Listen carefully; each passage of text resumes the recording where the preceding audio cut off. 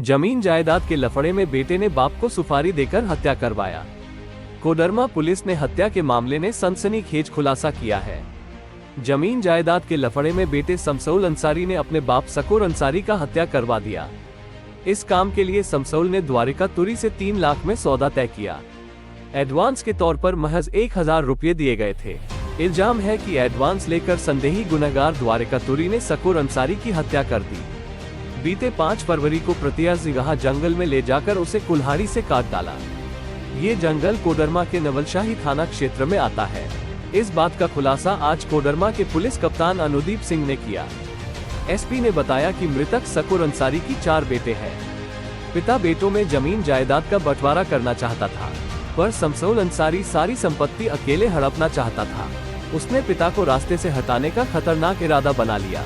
शमसुल ने पहले भी एक शख्स को 20,000 रुपये की सुपारी दी थी, पर वो शख्स पैसे लेकर भाग गया था।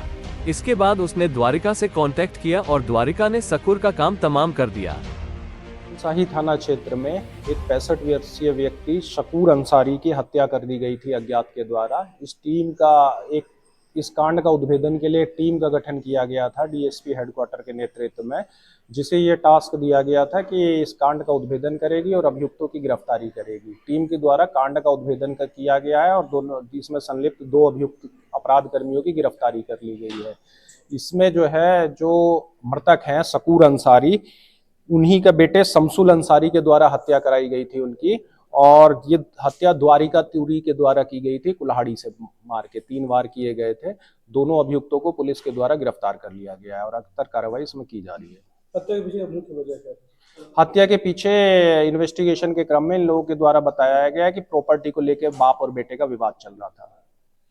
सर, ये जो शमसुल अंसारी अपने पिता के मर्डर के लिए सर द्वारिका को कितने का सर ये सुपारी दिया?